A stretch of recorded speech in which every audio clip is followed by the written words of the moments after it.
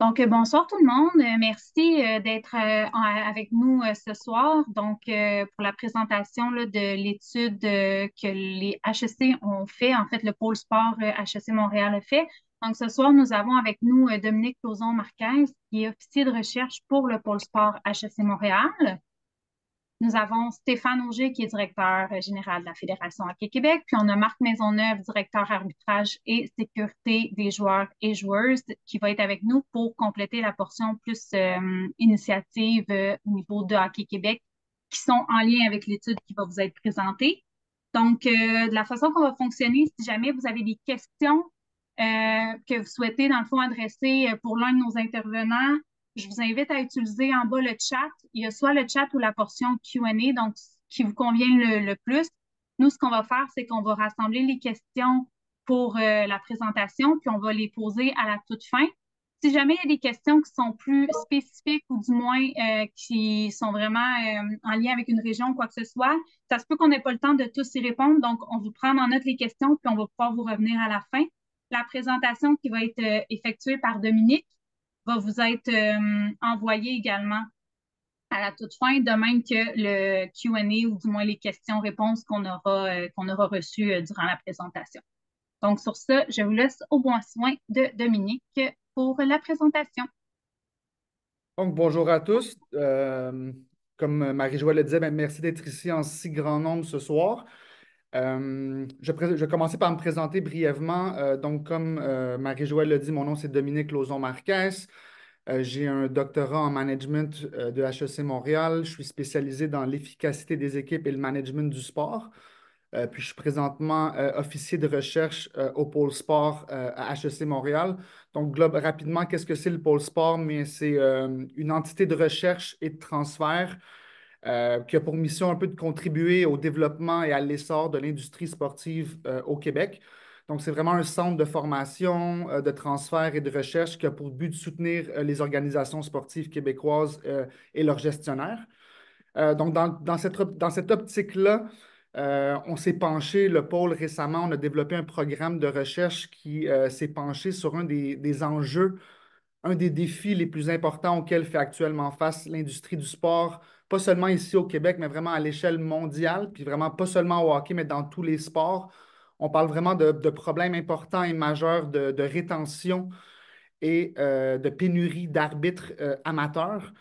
Comme je vous le disais, on parle selon le sport et la région, on parle de 15 à 30 quand même de taux de roulement annuel des arbitres amateurs au Québec. Donc, c'est vraiment un taux de roulement qui est quand même important.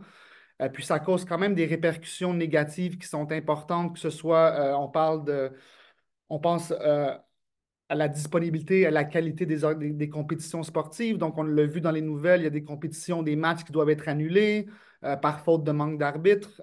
Il y a des matchs, des compétitions qui doivent être arbitrés par des parents ou des bénévoles. Donc, c'est vraiment pas la situation optimale, que ce soit pour le développement des athlètes, puis même pour la pérennité des organisations sportives, parce que ça réduit l'offre sportive en général, puis c'est vraiment une source de revenus aussi pour les organisations sportives. Donc, on a vraiment voulu se pencher sur cette problématique-là qui est la pénurie et les problèmes de rétention des arbitres de hockey au Québec. Donc, je vais vous partager ma présentation ici. Ce ne sera pas long.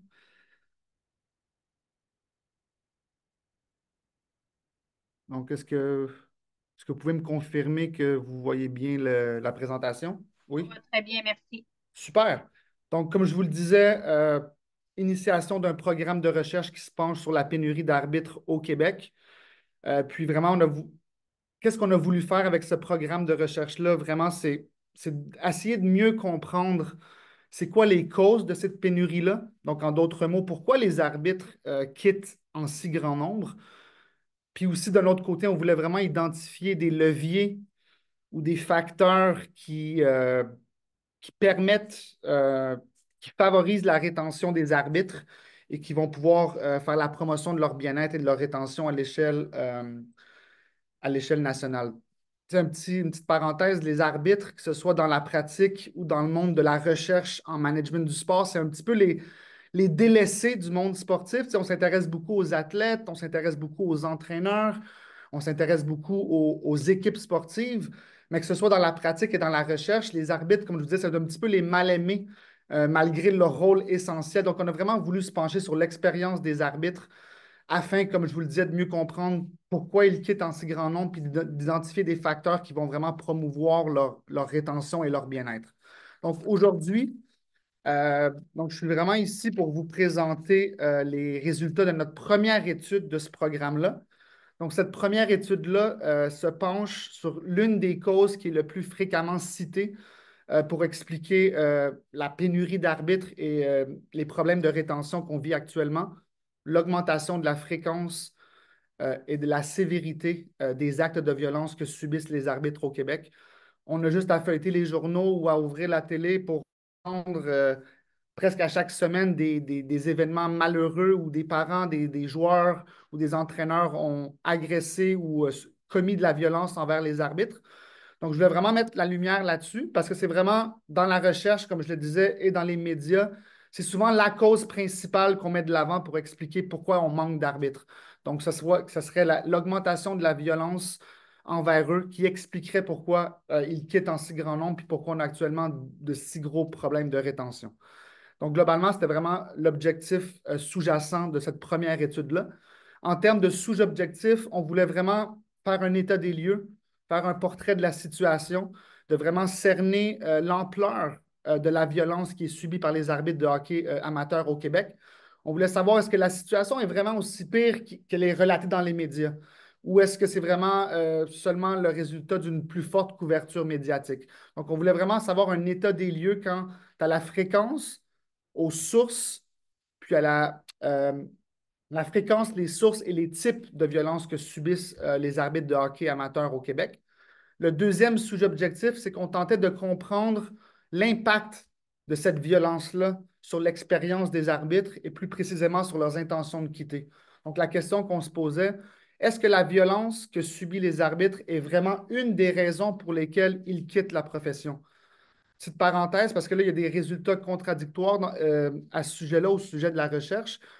Donc, il y a vraiment des études qui démontrent que oui, la violence, c'est une des raisons principales pour lesquelles les arbitres quittent la profession.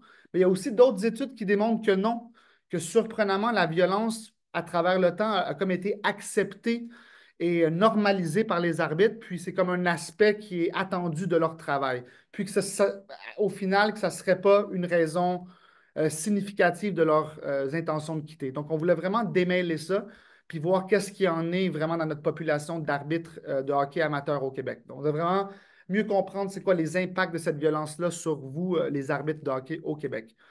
Comme je le disais aussi, troisième sous-objectif, c'est d'identifier des facteurs ou des leviers qui permettent aux arbitres de mieux gérer et de mieux faire face à la violence qu'ils subissent. Donc, des leviers sur lesquels les organisations sportives au Québec, des leviers sur lesquels Hockey Québec peut œuvrer, peut peut jouer afin de vraiment augmenter le bien-être des arbitres, d'augmenter, d'améliorer leur expérience, puis de vraiment contribuer à leur bien-être. Donc, on voulait vraiment identifier des facteurs qui vont aider les arbitres à mieux gérer et à mieux faire face à ces événements qui sont difficiles, les événements de violence. Puis finalement, en collaboration avec Hockey Québec, avec Marc et Stéphane, on a vraiment voulu faire ressortir des recommandations concrètes, donc un plan d'action afin de vraiment de promouvoir le bien-être des arbitres et de favoriser leur rétention à l'échelle nationale. Donc, c'est un petit peu je vous dirais la genèse du projet, puis les grands objectifs qu'on voulait atteindre avec ce projet-là. Tu sais, Hockey Québec, depuis le début, s'est montré quand même grandement intéressé, a participé activement avec nous à ce projet-là. Donc, je pense que ça quand même dénote leur intérêt et leur engagement à améliorer l'expérience des arbitres et à promouvoir un environnement de travail sain pour tous les acteurs de l'écosystème sportif au Québec. Donc, rapidement, le sommaire de la présentation d'aujourd'hui, on va commencer rapidement avec, je vais juste vous décrire rapidement la méthodologie qu'on a employée pour collecter nos données, puis l'échantillon avec laquelle on a collecté nos données. Je vais ensuite passer aux trois grandes catégories de résultats qui sont ressortis de nos analyses. En troisième lieu, on va y aller avec les recommandations que nous, on fait ressortir de nos résultats et de la littérature en management du sport. Puis finalement, je vais passer la parole à Marc et à Stéphane qui vont vous présenter qu'est-ce qui a été fait ou qu'est-ce qui va être fait concrètement à court et à moyen terme, vraiment pour favoriser le bien-être et la rétention des arbitres de hockey au Québec. Donc, premièrement, en termes de méthodologie et échantillon, donc les données de cette recherche-là ont été recueillies auprès de 811 arbitres actifs. Ça, je pense que c'est quand même important de le préciser. Donc, on n'est pas allé sonder des arbitres qui ont quitté la profession. On a seulement sondé des arbitres qui sont actuellement actifs et qui arbitrent, qui sont en fonction actuellement, seulement au Québec. Donc, les données ont été recueillies entre janvier et mai 2023 par l'entremise d'un sondage en ligne. On avait envoyé l'invitation à près de 3000 arbitres au Québec. Donc, c'est à peu près un tiers qui ont répondu à l'appel. Ça peut paraître bas, mais vraiment en termes de recherche, c'est excellent. Puis honnêtement, encore une fois, ça démontre, je pense, l'intérêt des arbitres face à notre recherche. Puis ça démontre vraiment l'intérêt des arbitres qui ont un rôle à jouer vraiment dans l'amélioration de leurs conditions de travail. Donc, vraiment, pour nous, c'était vraiment un succès d'avoir eu autant de répondants. Puis je pense que ça vraiment, comme je le disais, ça démontre un engouement puis un intérêt en face à la problématique qu'on a soulevée. Globalement, échantillon très homogène, comme vous pouvez le voir à la gauche, en termes de genre et d'origine ethnique. 93 d'hommes, 7 de femmes. 95 sont d'origine nord-américaine. Honnêtement, ce n'est pas une faiblesse de notre étude, c'est vraiment représentatif de la population générale des arbitres de hockey au Québec, donc majoritairement des hommes blancs. Donc vraiment, c'est pas une faiblesse, mais c'est vraiment une représentation de qu'est-ce que la population est. On a quand même une bonne variabilité, par exemple, en termes d'âge. Comme vous pouvez le voir ici dans le graphique de droite, on couvre quand même bien les différentes catégories d'âge. Des petits faits saillants ici, on peut voir que l'âge moyen de nos répondants est de 30 ans, puis qu'il y a quand même 25 des répondants qui ont 18 ans et moins. Ça, je pense que c'est quand même important à soulever parce que ça nous fait réaliser qu'il y a quand même beaucoup de jeunes au Québec qui pratiquent l'arbitrage, qui exercent le métier d'arbitre. Donc, nos jeunes, nos enfants, donc c'est pas juste des gens dans la vingtaine, c'est vraiment, il y a aussi beaucoup de mineurs qui sont arbitres, donc qui aiment arbitrer et qui le font aussi pour la rémunération. Un autre fait intéressant ici, c'est 95 des répondants sont des anciens joueurs. Donc, on peut voir qu'il y a quand même une certaine continuité ou une certaine transition naturelle entre le fait d'être joueur et arbitre par la suite. Donc, ça dénote quand même que les arbitres, c'est des gens qui désirent rester impliqués dans le sport, qui désirent redonner au sport, puis qui désirent rester impliqués dans un environnement compétitif. Ici, on ne l'a pas présenté, mais on a des répondants qui proviennent de partout au Québec. Donc ça, c'est un petit peu ce que je voulais vous présenter en termes d'âge. En termes de niveau d'arbitrage, ici aussi, on couvre quand même tous les différents niveaux d'arbitrage, mais on peut quand même voir certaines inégalités en termes de la distribution. On voit que seulement 8 des répondants qui exercent, ici c'est important à dire majoritairement, parce que la question qu'on avait posée aux arbitres, c'était à quel niveau d'arbitrage est-ce qu'ils arbitrent le plus souvent? Donc, ce n'est pas exclusif ici, mais il y a quand même des tendances intéressantes qui se dessinent. Comme je vous le disais, seulement 8 des répondants exercent majoritairement leurs fonctions au niveau M9 et M11. Ici, je ne veux pas faire parler les chiffres ou faire dire des choses aux chiffres qu'ils ne disent pas, mais ça peut dénoter quelque chose. Ça peut dénoter que, premièrement, euh, est-ce qu'il y a un plus faible engouement à arbitrer au niveau inférieur? Peut-être. Est-ce qu'il y a aussi une plus grande pénurie ou de plus grands problèmes de rétention à ces niveaux-là? Ça, c'est vraiment pas des choses que je peux vous le dire. Ce pas des choses que nos résultats sont capables d'éclaircir, mais il y a quand même, je trouvais ça quand même intéressant à vous présenter qu'il y a quand même beaucoup plus de nos répondants qui arbitrent à ces niveaux-là.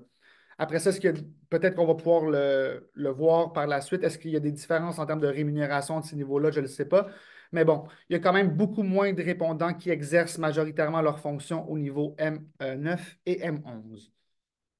Par la suite, en termes d'ancienneté, il y a quand même aussi beaucoup de choses ici qui sont intéressantes. Donc, on peut voir quand même que nos répondants, on a des répondants qui ont 48 ans d'ancienneté jusqu'à 1 an. Donc, on couvre quand même beaucoup, on a une bonne couverture des différents niveaux d'ancienneté en tant qu'arbitre. mais des tendances intéressantes qui ressortent de ce graphique-là. On peut voir qu'il y a 53% des répondants qui exercent leur fonction d'arbitre depuis 5 ans ou moins. Encore plus intéressant, selon moi, 22% occupent leur poste d'arbitre depuis 1 an ou moins. Donc, qu'est-ce que ça veut dire? Encore une fois, ça peut nous faire dire beaucoup de choses. Ça peut illustrer que, bon, l'arbitrage, c'est un métier qui est temporaire, donc les gens arbitrent et quittent par la suite.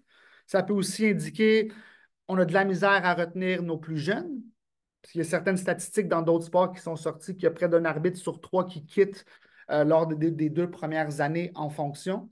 Donc, encore une fois, qu'est-ce que ça met en lumière, ce graphique-là? C'est qu'il y a beaucoup d'arbitres, une majorité d'arbitres qui ont peu d'expérience dans leur fonction. Donc, c'est un petit peu qu'est-ce qu'on peut faire ressortir ici de ce graphique-là. Donc, ça, c'était plus des statistiques, comme je pourrais vous dire, descriptives pour vous démontrer un petit peu les caractéristiques de notre échantillon.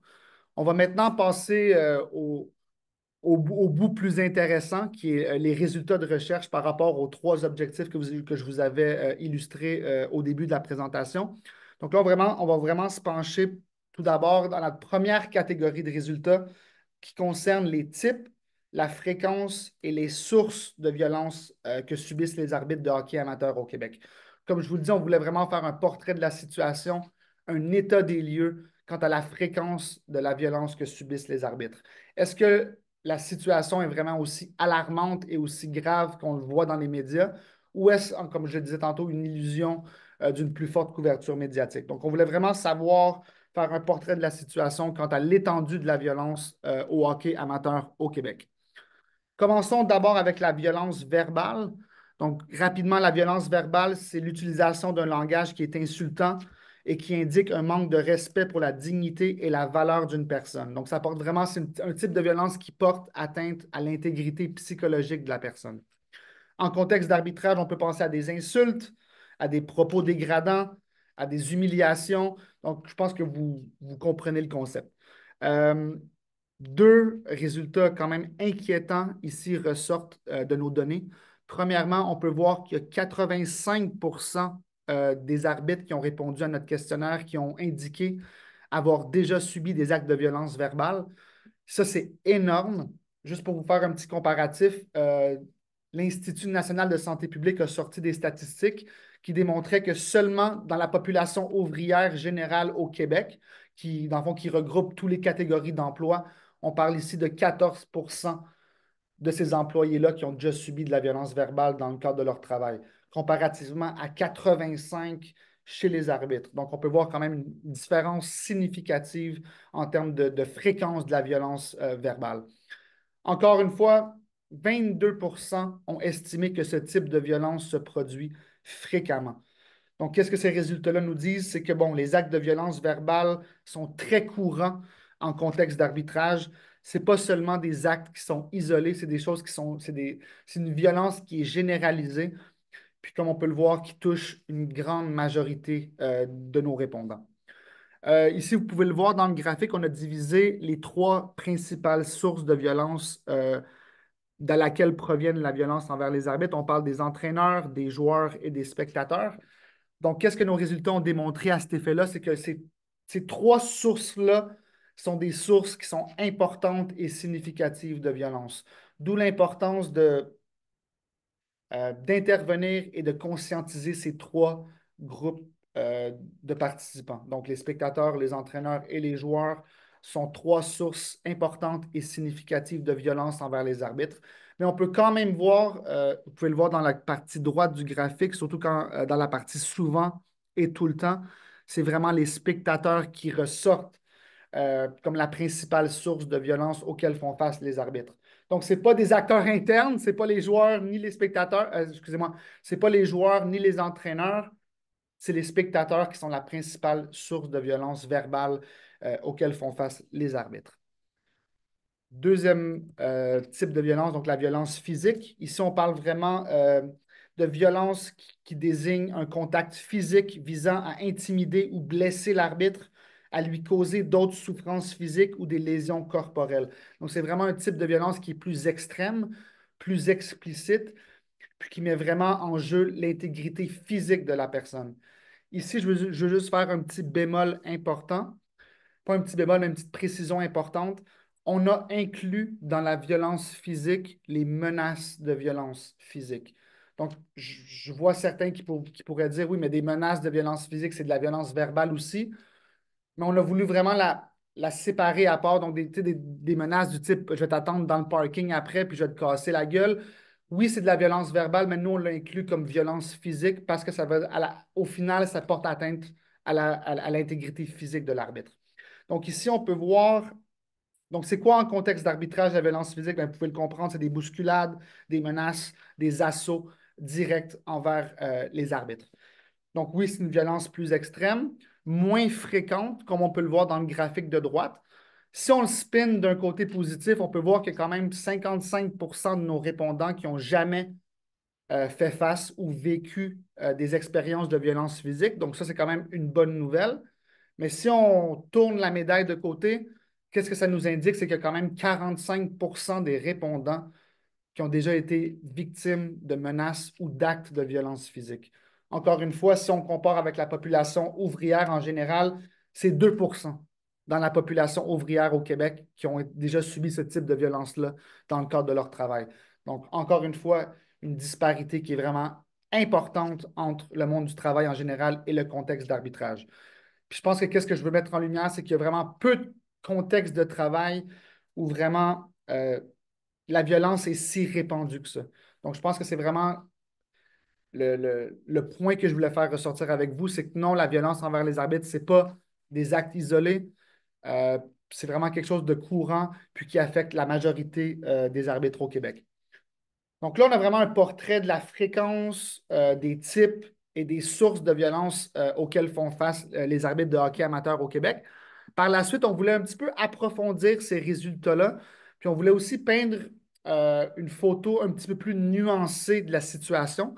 Qu'est-ce qu'on voulait faire si on voulait voir, est-ce que cette fréquence-là de violence, est-ce qu'elle varie en fonction, un, du niveau d'arbitrage et de l'âge et de l'ancienneté des arbitres? Qu'est-ce qu'on a trouvé, premièrement? C'est on a trouvé que la violence est présente à tous les niveaux de compétition. Donc, que ce soit au niveau M9 ou M21, il y a une présence de violence envers les arbitres. Mais un fait intéressant qui est ressorti de ces analyses-là, particulièrement en termes du niveau de compétition, c'est qu'il y a une augmentation progressive du niveau de violence en fonction du niveau de compétition. En d'autres termes, plus l'arbitre arbitre dans des niveaux de compétition supérieurs, plus il est probable qu'il va avoir à faire face à des gestes et des situations de violence. Donc, il y a une augmentation progressive du niveau de violence selon le niveau de compétition. Encore une fois, je pense que c'est quand même quelque chose pas d'attendu, mais qu'on peut comprendre. Souvent, au niveau M9, c'est des plus jeunes joueurs, potentiellement des plus jeunes arbitres aussi. Donc, le niveau de violence, même s'il y en a, il est moins élevé. Puis, plus on augmente en termes de niveau de compétition, les enjeux sont peut-être plus élevés, les erreurs sont plus coûteuses. Donc, dans ce sens-là, je pense que ça peut-être que ça crée un environnement qui est plus propice à la violence envers les arbitres. Donc, on peut voir vraiment qu'il y a une augmentation progressive des niveaux de violence selon le niveau de compétition. Comme je vous ai dit, on voulait aussi voir si ce niveau de violence-là varie en fonction de l'âge de l'arbitre. Donc, est-ce que les jeunes arbitres ou les arbitres un peu plus âgés subissent plus de violence? Ou est-ce que les arbitres moins expérimentés ou plus expérimentés en subissent plus? Donc, qu'est-ce qu'on est venu trouver? Qu'est-ce que nos résultats ont démontré? Des très faibles variations en fonction de l'âge et de l'ancienneté. Qu'est-ce que ça veut dire? C'est que vraiment, la violence envers les arbitres touche des arbitres de tous âges, des plus jeunes, de nos mineurs, même à des arbitres qui ont 45 et 50 ans et plus. Donc, ce n'est pas un phénomène qui est limité à des arbitres de certain âge, c'est vraiment un phénomène qui est généralisé et qui touche tous les arbitres. Encore une fois, en bas, vous pouvez le voir à droite dans le graphique du bas, que, encore une fois, le niveau, il y a des variations mineures en fonction de l'ancienneté, mais que vraiment que la violence touche des arbitres de tout niveau d'ancienneté, que ce soit ceux qui ont 2 ans et moins d'expérience et ceux qui ont 21 ans et plus d'expérience. Donc, encore une fois, je pense que qu'est-ce que ça, ici, ça nous démontre, c'est que c'est un phénomène qui est généralisé.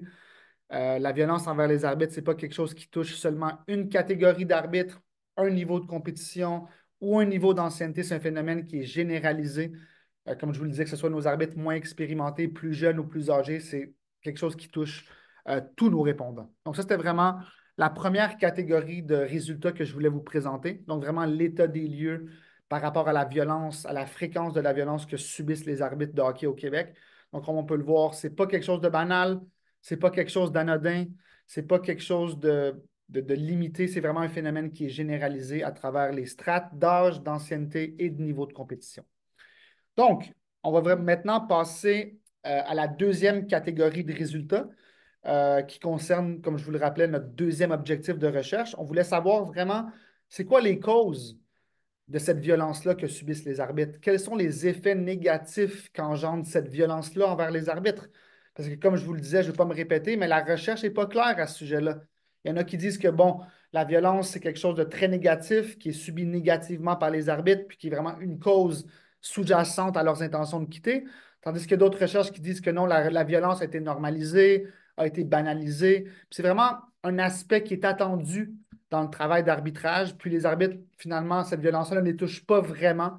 Puis ce n'est pas vraiment une cause de leurs intentions de quitter. Donc, on voulait vraiment éclaircir ça au niveau des arbitres de hockey amateurs au Québec. On voulait savoir, vraiment comprendre c'est quoi les impacts de cette violence-là que subissent les arbitres. Est-ce que c'est quelque chose qui est vu comme banal et normal ou c'est vraiment quelque chose qui est vu comme négatif et dommageable par les arbitres? Donc, qu'est-ce qu'on peut voir ici dans ce graphique-là? C'est que nos résultats sont clairs. Ils démontrent clairement que oui, la violence que subissent les arbitres de hockey au Québec, c'est une des raisons principales qui les force à quitter la profession. D'autres choses, d'autres tendances intéressantes qui ressortent de nos données, c'est que la relation entre la violence et les intentions de quitter, ce n'est pas une relation qui est directe et instantanée. Qu'est-ce que ça veut dire? Ça veut dire que ce n'est pas parce qu'un arbitre subit une fois un événement de violence qu'il va nécessairement et automatiquement développer des intentions de quitter. Qu'est-ce que ça veut dire? C'est que la relation entre la violence et les intentions de quitter des arbitres, c'est une relation qui s'opère à travers le temps et indirectement. Qu'est-ce que ça veut dire? C'est que c'est vraiment l'accumulation d'expériences de violence qui va pousser les arbitres à quitter. Mais ça veut aussi dire, vous pouvez le voir dans le carré du milieu, là, les quatre cases dans le milieu, c'est vraiment pour vous démontrer que, comme je le disais, la relation entre la violence et les intentions de quitter, ce n'est pas une relation qui est directe. La relation est indirecte, donc je m'explique, c'est que les effets négatifs de la violence sur les intentions de quitter passent à travers le temps par le développement de perceptions, d'états psychologiques et d'attitudes négatives envers le travail d'arbitre qui vont, eux, causer une augmentation dans les intentions de quitter. Donc, je veux juste me répéter ici pour être clair. Oui, il y a un effet de la violence sur les intentions de quitter chez nos arbitres de hockey amateurs au Québec. Mais comme je vous le disais, c'est une relation qui s'opère à travers le temps et qui s'opère indirectement par le développement de ces quatre états affectifs que vous voyez ici au milieu. Donc, je vais vous les détailler un petit peu plus. Donc, nos résultats ont démontré que la violence que subissent les arbitres de hockey au Québec contribue à des perceptions de toxicité de l'environnement de travail. Donc, qu'est-ce que ça veut dire? Ça veut dire que la violence que subissent les arbitres, euh, ça crée un sentiment chez eux que leur travail d'arbitre, ça nuit vraiment à leur santé et à leur bien-être. Donc, premièrement, c'est une des raisons pour lesquelles la violence cause les arbitres à quitter, c'est parce qu'ils développent une perception que ben, finalement, mon travail d'arbitre, c'est plus si plaisant que ça, mais ça me cause du stress, ça nuit vraiment à ma santé et à mon bien-être. Deuxièmement, on a trouvé que la violence que subissent les arbitres réduise leur sentiment de bien-être au travail. Donc, comme je le disais, ça réduit leur satisfaction et ça réduit leur plaisir à arbitrer, qui vont causer une augmentation dans leurs intentions de quitter. Troisièmement, on a vu que la violence que subissent les arbitres crée un désengagement organisationnel. Donc, qu'est-ce que ça veut dire? C'est que la violence que subissent les arbitres de hockey vont affaiblir leur sentiment d'appartenance et va vraiment euh, affaiblir les liens qui unissent euh, les arbitres de hockey et Hockey Québec. Puis finalement, on a trouvé aussi, nos résultats ont démontré que la violence que subissent les arbitres mène à l'émergence de symptômes d'épuisement professionnel. Donc, qu'est-ce que ça veut dire? C'est que la violence que subissent nos arbitres de hockey, sape leur énergie, crée de la fatigue, de la frustration et au final de l'épuisement professionnel qui va, à la longue, augmenter les intentions de quitter des arbitres. Donc, vraiment, pour résumer, oui, nos résultats sont clairs. Oui, la violence n'a pas été banalisée par les arbitres, n'a pas été normalisée par les arbitres, puis c'est vraiment une cause parmi d'autres, mais c'est vraiment une cause significative qui pousse les arbitres à quitter leur profession par le développement de ces quatre états et attitudes négatifs.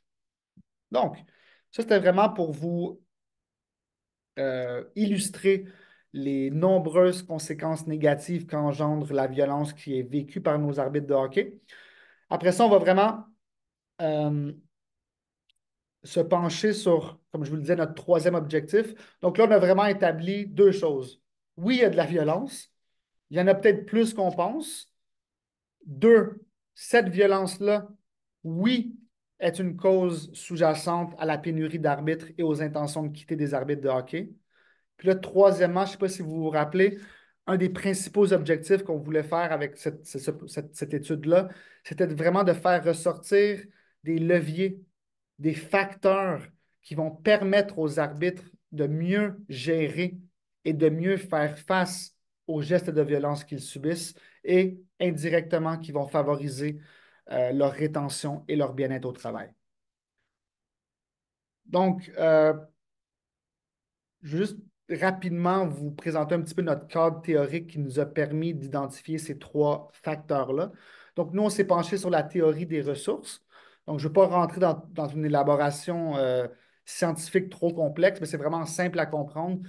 La théorie des ressources nous dit que dans des environnements de travail qui sont demandants, comme celui des arbitres, ben, c'est que les arbitres ont besoin de ressources pour être en mesure d'atténuer les effets négatifs de leur travail. Donc, les arbitres ont besoin de ressources pour être capables de gérer la violence qu'ils subissent. Donc, c'est un petit peu dans ce cadre théorique-là qu'on est allé chercher nos facteurs. Puis, globalement, qu'est-ce que ça dit? C'est que, comme je vous le disais, la théorie nous dit que dans le cadre d'environnements de travail difficiles, par exemple les infirmières, les employés de services de premier niveau, les policiers et les arbitres, donc des emplois vraiment qui ont des éléments qui sont négatifs, qui sont demandants, qui sont taxants. Donc, dans ces emplois-là, les arbitres ont besoin de ressources afin, comme je vous le disais, d'atténuer l'impact négatif de la violence qu'ils subissent. Puis cette théorie-là nous dit que les ressources doivent se situer à trois niveaux. Donc, il y a des ressources qui doivent provenir de l'organisation. Donc, ça veut dire que les arbitres, pour faire face à la violence qu'ils subissent, pour mieux la gérer, pour mieux s'adapter à ces événements-là, ils ont besoin de ressources qui proviennent de l'organisation. Deuxièmement, la théorie nous dit que les arbitres, dans le cadre de ces environnements de travail-là, afin de faire face à la violence qu'ils subissent, ont besoin de ressources sociales. Donc, ça, ce n'est pas des ressources qui sont fournies par l'organisation, mais c'est des ressources qui proviennent de notre réseau social, nos amis, nos parents, nos collègues de travail. Donc, qu'est-ce que la théorie nous dit? C'est que oui, les ressources qui proviennent de l'organisation sont importantes, mais ne sont pas suffisantes. Donc, on doit aussi avoir des ressources qui proviennent de notre réseau social pour nous aider à s'adapter et à faire face aux exigences de notre travail. Puis, troisièmement, on a besoin de ressources qui sont individuelles. Ça, c'est des forces de caractère, des ressources psychologiques qu'on a, nous, comme individus, vous, comme arbitres, qui permettent, comme je vous dis, de faire face aux aspects difficiles de notre travail, puis dans notre contexte d'arbitrage, à la violence à laquelle les arbitres ont à faire face. Donc, ça, c'est un petit peu notre cadre théorique. Puis ça, c'est vraiment, je vous dirais, le gros de nos résultats. Donc, vous pouvez voir dans la partie du bas du graphique, c'est qu'est-ce que je vous ai présenté pré- euh, préalablement, excusez-moi. Donc, vraiment de l'impact de la violence sur les intentions de quitter. Puis en haut, vous avez les trois facteurs clés qui sont ressortis de nos analyses statistiques.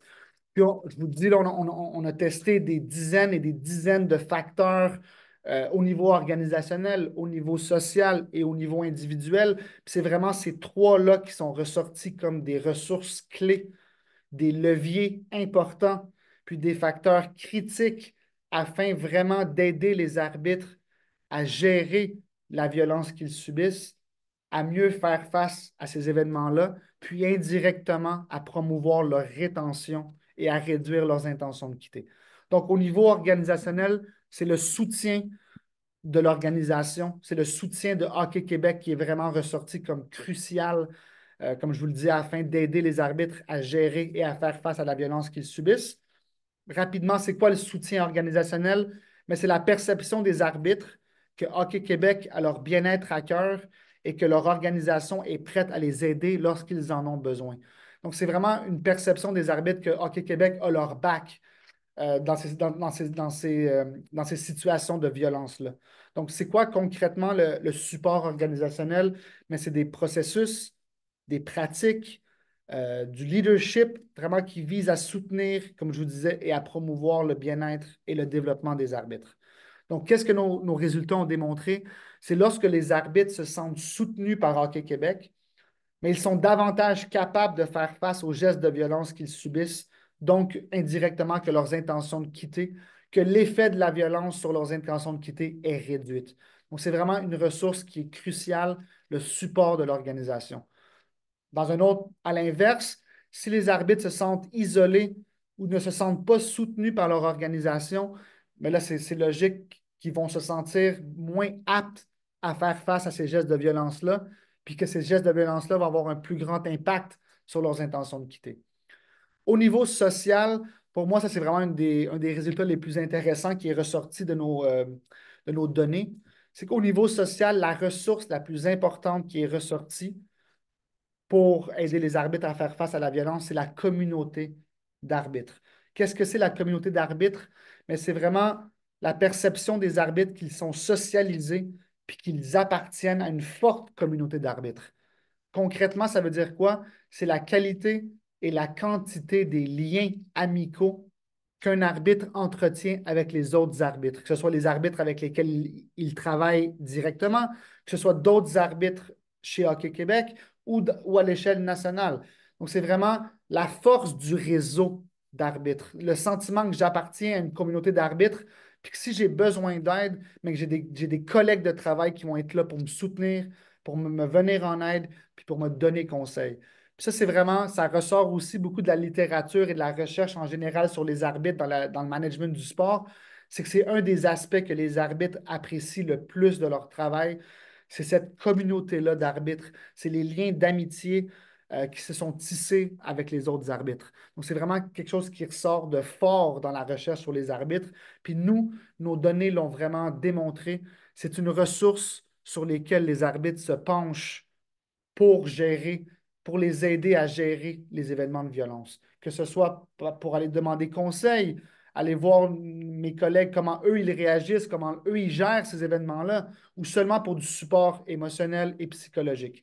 Donc, on a vraiment vu que les arbitres qui étaient socialisés adéquatement dans cette communauté d'arbitres-là, mais qui sont plus faciles, ils ont plus de facilité à faire face à la violence qu'ils subissent, puis que c'est vraiment un facteur de rétention important pour les arbitres de hockey amateurs au Québec. Indirectement, on a aussi, qu'est-ce que ça démontre, ce résultat-là, c'est que lorsque les arbitres se sentent isolés et mal socialisés dans cette communauté d'arbitres-là, mais les actes de violence qu'ils subissent, ça les impacte plus fortement, puis leurs intentions de quitter vont être encore plus fortes que s'ils étaient vraiment, s'ils se sentaient faire partie d'une forte communauté d'arbitres. Puis Puis finalement, au niveau individuel, la ressource la plus importante qui est ressortie, c'est la résilience. Donc, c'est quoi la résilience? C'est notre capacité individuelle à rebondir rapidement, puis à se remettre efficacement de moments difficiles et de conflits au travail. Puis que ce soit dans la recherche en général sur les environnements de travail difficiles, c'est vraiment quelque chose qui ressort constamment comme étant la ressource psychologique la plus importante dans des environnements de travail qui sont difficiles, avec des grosses demandes comme celui auquel font face les arbitres. Donc, la résilience, c'est vraiment ressorti comme quelque chose de crucial euh, pour nos arbitres de hockey, pour les aider à faire face aux événements de violence qu'ils subissent, puis vraiment pour promouvoir leur rétention. Puis je ne sais pas si vous pouvez voir que ça, dans la partie supérieure du graphique, il y a des flèches entre ces trois ressources-là. Ça, c'est vraiment quelque chose aussi d'intéressant qui est sorti de nos résultats, c'est qu'il y a un effet synergique entre ces trois ressources-là. Donc, je m'explique. C'est que oui, chacune d'entre elles, de manière isolée, est importante, mais que les trois ensemble, lorsqu'elles sont vraiment activées de manière simultanée, qu'elles ont un effet synergique et encore plus grand dans leur capacité à réduire l'impact de la violence sur les intentions de quitter des arbitres. Puis vraiment, donc, globalement, ça veut dire quoi? Ça veut dire que Hockey Québec ou les organisations sportives globalement, donc oui, ils ont avantage, ils vont bénéficier de promouvoir une de ces trois ressources-là, mais qui ont encore plus à gagner à activer ces trois-là en même temps. Comme par exemple, l'organisation, le soutien de l'organisation va faciliter la socialisation dans la communauté d'arbitres. Donc, qu'est-ce que ça veut dire? C'est que Hockey Québec, puis vous, les organisations, les centres régionaux, les associations régionales, vous avez un rôle à jouer dans la socialisation de vos arbitres. Vous êtes capable de mettre en place des processus et des pratiques qui vont vraiment favoriser cette socialisation-là chez vos arbitres. Et on voit aussi que la communauté d'arbitres favorise la résilience. Un petit peu comme je le disais tout à l'heure, lorsqu'un arbitre se sent vraiment qu'il fait partie d'une forte communauté d'arbitres, puis que ses collègues sont vraiment là pour l'appuyer puis l'aider dans la gestion de la violence puis de ces événements-là, mais ça va faire en sorte qu'ils vont être plus résilients envers la violence qu'ils subissent. Donc, d'avoir ces ressources sociales-là, de faire partie d'une forte communauté d'arbitres, va augmenter la résilience individuelle des arbitres. Puis, dernièrement, le soutien de l'organisation va, elle aussi, renforcer la résilience des arbitres. Donc, vraiment, ça, je trouve que c'est super intéressant pour vous en tant que praticien ou pour vous en tant qu'arbitre. C'est que vraiment, il y a un effet synergique, il y a une espèce d'économie d'échelle à avoir lorsqu'on agit sur ces trois leviers-là de manière simultanée. Donc, vraiment que Hockey Québec a un rôle à jouer dans la socialisation de ses arbitres et dans la résilience de ceux-ci, et que la communauté d'arbitres, par le fait même, va aider les arbitres à être davantage résilients.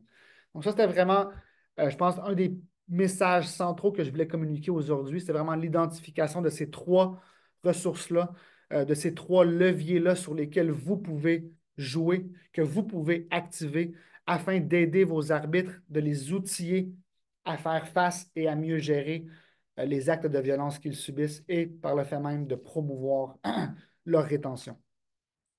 Finalement, on a, après avoir identifié ces trois facteurs-là, ces trois ressources clés dans nos données.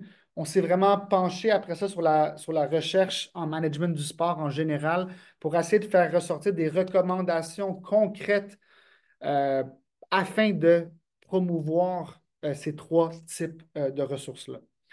Donc, premièrement, en termes de soutien organisationnel, ici, on vous a fait ressortir quelques exemples de recommandations que Hockey Québec ou que vous, les instances régionales, pouvez mettre en œuvre afin de renforcer le soutien qui est offert à vos arbitres.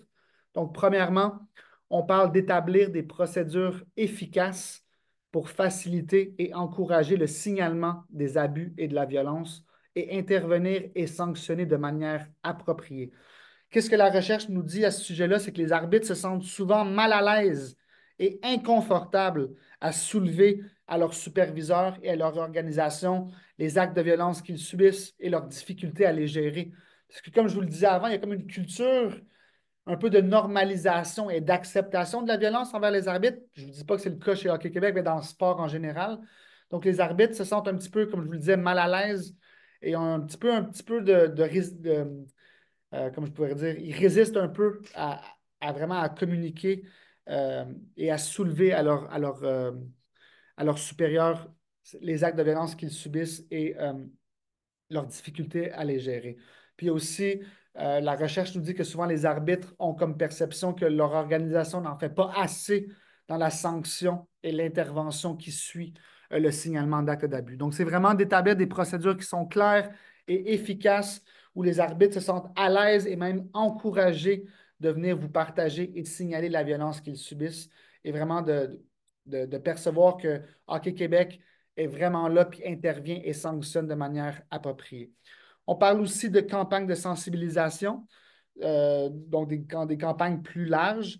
Donc, encore une fois, on a un exemple de la FIFA qui ressort beaucoup dans la littérature, d'une grande campagne à l'échelle européenne pour sensibiliser face à la, à la violence envers les arbitres, qui n'a pas eu l'impact attendu. Donc ici, on parle vraiment de campagnes plus locales et plus ciblées dans les arénas envers les spectateurs, qui fait vraiment état de la situation, puis vraiment qui étale les conséquences négatives que la violence peut avoir chez les arbitres.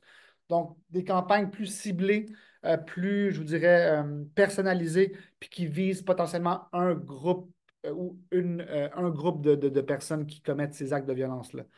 On parle aussi de supporter les arbitres en faisant la promotion de ressources, quelques des programmes d'aide, des psychologues. Donc, ça, c'est vraiment des choses ici qui peuvent aider les arbitres à mieux gérer. Donc, c'est des outils concrets qui peuvent aider les arbitres à mieux gérer la violence qu'ils subissent, puis à renforcer le soutien organisationnel. Encore une fois, le soutien d'organisation, ça passe beaucoup par le leadership du superviseur immédiat, parce que souvent les arbitres sont dans leur région, donc ne sont peut-être pas directement attachés et liés à Hockey Québec. Donc, c'est vraiment leur superviseur immédiat dans leur région qui joue un rôle crucial, que ce soit pour faire le pont avec Hockey Québec ou vraiment pour leur offrir un leadership qui est empathique et de soutien.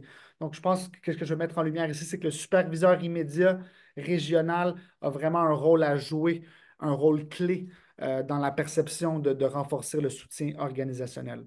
On pense aussi à tout ce qui est des pratiques de récompense et de reconnaissance. Donc, reconnaître les arbitres euh, lorsqu'ils ont signalé un acte d'abus et de violence, les récompenser et les reconnaître lorsqu'ils ont bien géré un de ces actes d'abus et de violence-là. Donc, de mettre de l'avant des pratiques de reconnaissance et de récompense envers les arbitres. Et aussi dans un spectre plus large, de récompenser et récompenser les bonnes pratiques, les bons matchs, les bonnes performances, les bonnes réalisations. Tout ça va faire en sorte d'augmenter la perception que mon organisation me supporte, puis veille vraiment à promouvoir mon bien-être.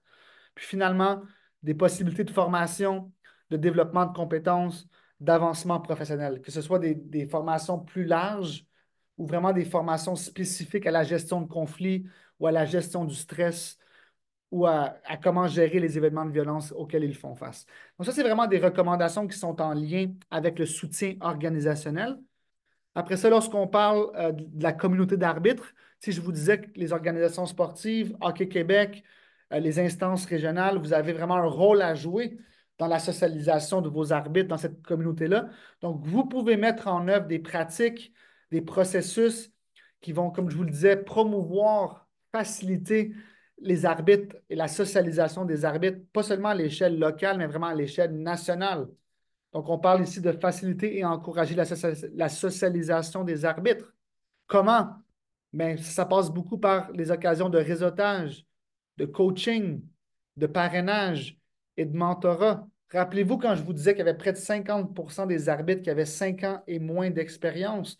Mais je pense que dès leur entrée en poste, de leur attitrer un arbitre peut-être plus âgé, d'arbitrer avec des arbitres qui ont plus d'expérience, ça peut les aider à développer leur réseau d'arbitres, puis à développer ce sentiment-là qu'ils font partie d'une communauté d'arbitres. Donc, je pense que ces éléments-là de réseautage, de coaching, de parrainage et de mentorat peuvent jouer aussi un rôle crucial dans la socialisation des arbitres. Puis, tu sais, tantôt, je parlais aussi du supérieur immédiat. Dans la situation où le supérieur immédiat est lui-même un ancien arbitre, mais c'est clair que le supérieur peut jouer aussi un rôle clé dans la socialisation de ses arbitres, en utilisant son réseau, en facilitant l'établissement de liens entre les arbitres. La recherche nous dit aussi que la création de lieux communs de socialisation, comme des club rooms, des espaces d'entraînement qui sont dédiés aux arbitres, des glaces qui sont dédiées aux arbitres, ça peut encore faciliter ce regroupement-là, puis promouvoir la socialisation des arbitres. Puis comme je vous le disais, c'est vraiment une ressource clé C'est une des choses, un des aspects que les arbitres apprécient le plus dans leur travail, c'est ce sentiment-là de faire partir d'une forte communauté d'arbitres.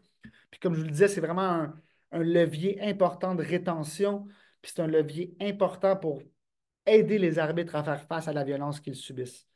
Puis encore une fois, c'est certain que la socialisation au niveau régional, ça doit être fait en premier, mais on doit aussi élargir cette communauté-là à l'échelle nationale en utilisant des réseaux sociaux, par exemple, des galas, vraiment des cliniques d'entraînement ou de formation ou de perfectionnement à l'échelle nationale qui vont permettre à des arbitres de différentes régions de se rejoindre, ce qui va vraiment élargir le réseau et la communauté d'arbitres.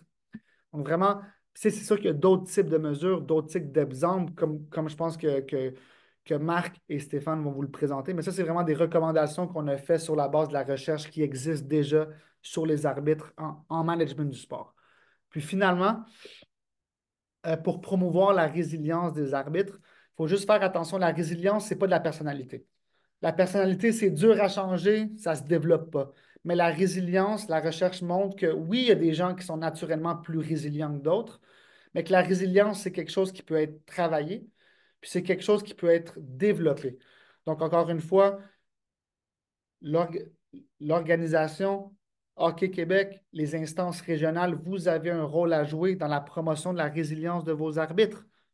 Encore une fois, premièrement, favoriser une culture de communication ouverte où les arbitres se sentent à l'aise de signaler les abus, de partager leurs difficultés et de demander de l'aide. Encore une fois, je vous le disais qu'il y avait une synergie entre les trois ressources, mais en misant sur la socialisation des arbitres, vous allez faire la promotion, excusez-moi, de leur résilience. Excusez-moi. Donc, troisièmement, créer un environnement dans lequel les arbitres se sentent soutenus et valorisés. Offrir de la formation et des opportunités de développement. Et encore une fois, ça se répète, mais comme je vous le dis, il y a une synergie entre les deux, puis il y a une économie d'échelle à faire. Donc, il y a des recommandations que je fais qui vont vraiment être capables d'activer les trois ressources en même temps. Par exemple, de mettre en place des ressources comme des programmes d'aide, des psychologues.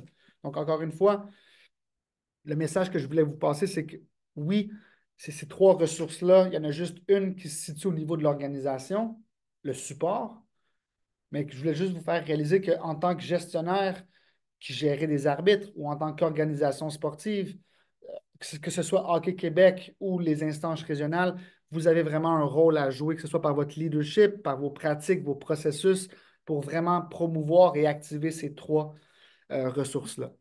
Puis finalement, je voulais finir sur une note positive. Euh, oui, on a trouvé qu'il y a beaucoup de violence. On a trouvé que la violence était généralisée, répandue. On a aussi trouvé en deuxième lieu que la violence que subissent les arbitres de hockey au Québec, ça engendre de nombreuses conséquences négatives, dont l'augmentation de leurs intentions de quitter. Mais on a aussi trouvé dans nos statistiques beaucoup de belles choses, beaucoup de belles trouvailles, particulièrement en termes de motivation et de satisfaction au travail, malgré toute la violence qu'ils subissent. Mais les arbitres qu'on a sondés, ils sont généralement très satisfaits et très motivés par leur travail d'arbitre. Vous pouvez le voir, là, la motivation extrinsèque, c'est les colonnes en bleu pâle. Non, excusez-moi, la motivation intrinsèque, désolé. La motivation intrinsèque, c'est faire un travail parce que je suis passionné, parce que ça me plaît. Puis la motivation extrinsèque, c'est vraiment faire le travail pour la rémunération ou pour la reconnaissance. Mais je veux vraiment vous porter votre attention sur le degré de motivation intrinsèque, là. Presque la totalité de nos répondants ont répondu avoir un niveau de motivation intrinsèque élevé ou très élevé. Je pense que c'est une bonne nouvelle pour vous, que ce soit pour Hockey Québec ou les instances régionales. Donc, généralement, même si oui, il y a de la violence, mais les arbitres, ils sont très satisfaits par leur travail d'arbitre. Ils ont du plaisir à le faire. Ils le font parce qu'ils sont passionnés par ce travail-là. Ils désirent rester impliqués dans le hockey. Ils désirent redonner au sport dans lequel ils ont grandi. N'oubliez pas, je vous ai dit 95% des répondants étaient joueurs avant d'être arbitres. Donc, c'est des passionnés. Donc, vous avez des passionnés. Votre bassin d'arbitres, ce sont des passionnés, des gens qui sont très motivés. Donc, on ne veut pas les perdre.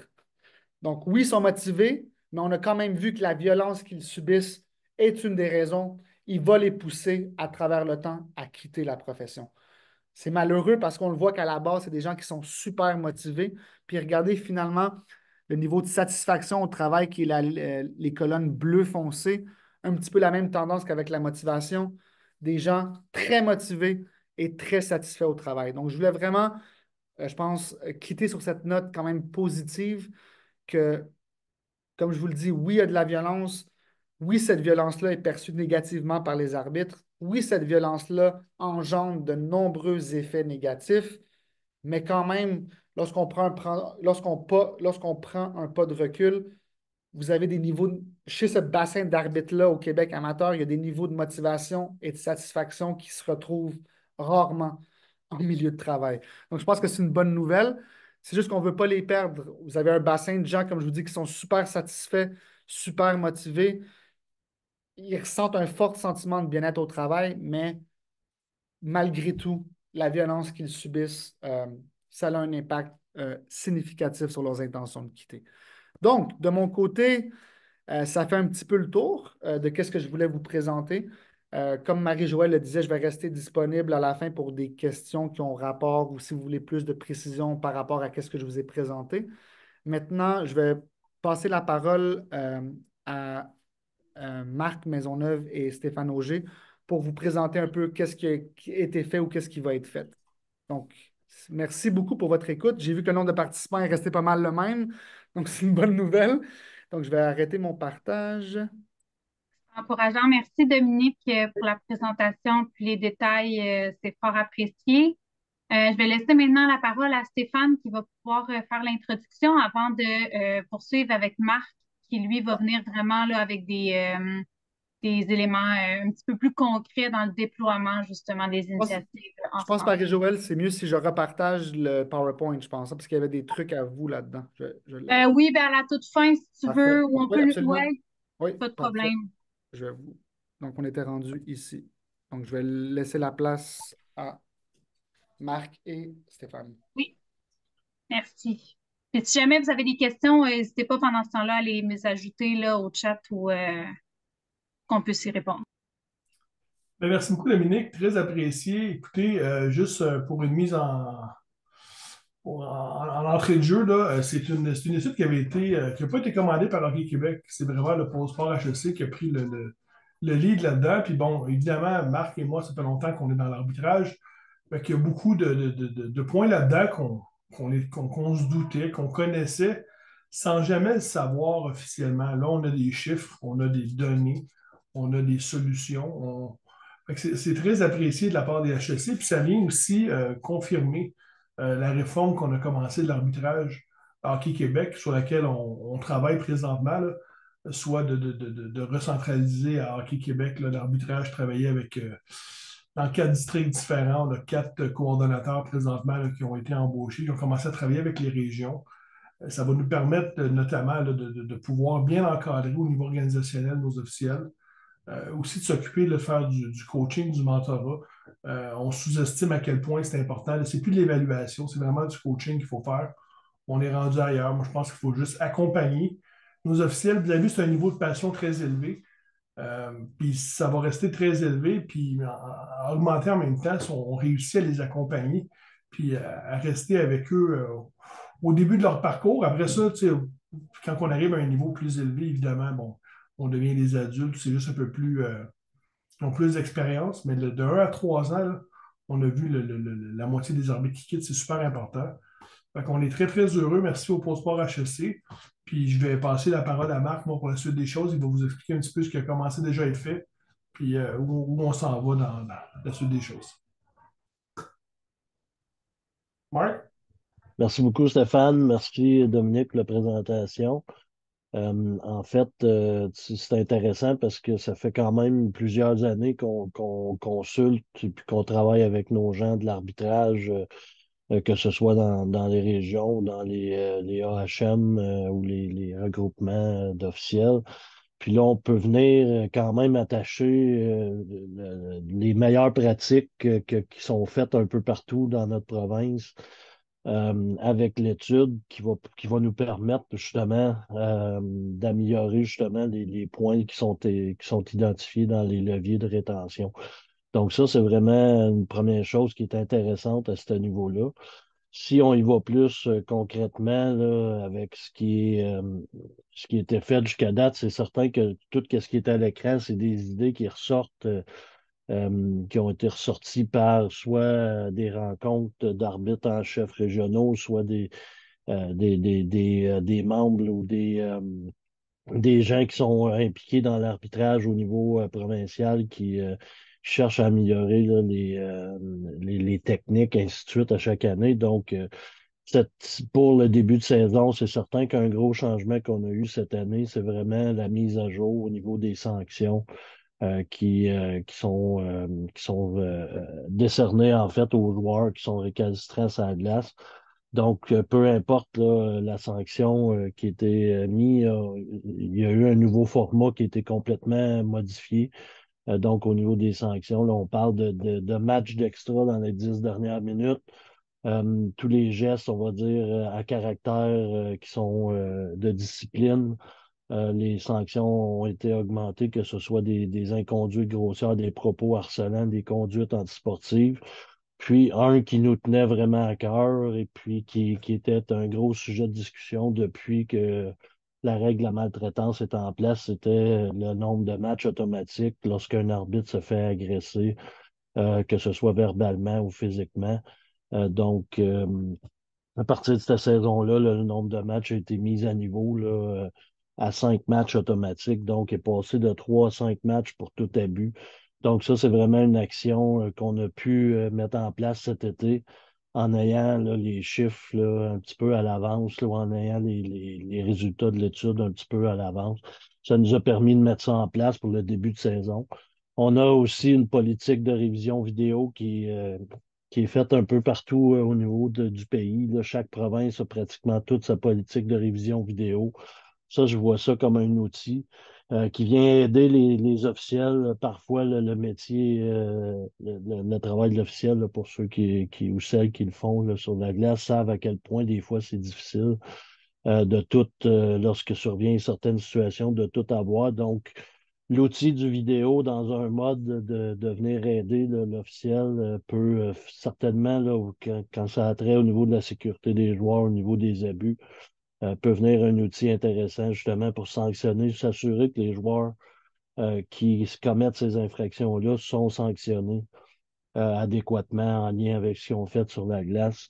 Donc, ça va au fil du temps, là, ces procédures-là, ces mécanismes-là vont faire en sorte que les joueurs vont peut-être y penser 2 fois, contrairement auparavant où il n'y avait pas de preuves et puis qu'à ce moment-là, si l'arbitre avait juste pas vu l'infraction aussi, n'avait pas appelé, ben c'était terminé. Là, à ce moment-là, ben, les officiels il y aura un mécanisme qui va venir les aider dans leur travail à ce niveau-là.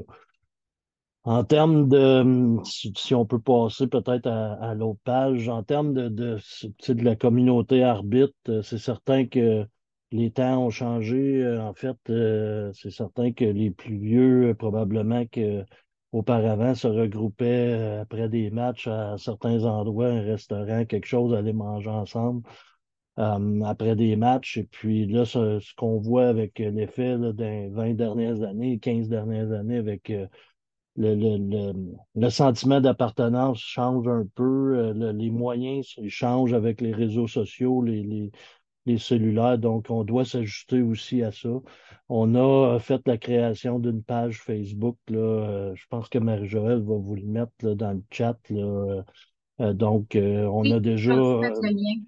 merci, on a déjà entre 5 et 600 officiels et officiels hors glace qui ont rejoint là, la page. Là, donc, à la suite des formations, là, on espère là, que ça va se greffer là, au fur et à mesure pour que puis nos officiels puissent profiter de cette page-là qu'on va donner de l'information éventuellement, que ce soit en termes là, de règlement, de séquence vidéo, de sécurité des joueurs ou simplement de reconnaissance. On l'a vu à quel point là, le mot reconnaissance des officiels est venu souvent ou sort souvent dans l'étude. Donc, naturellement, Nos officiels aiment ça, se faire reconnaître principalement par leur père, là. Donc, à ce niveau-là, trouver des mécanismes avec nos responsables et puis nos coordonnateurs, justement, là, qui vont s'occuper des districts pour s'assurer qu'on ait des mécanismes en place en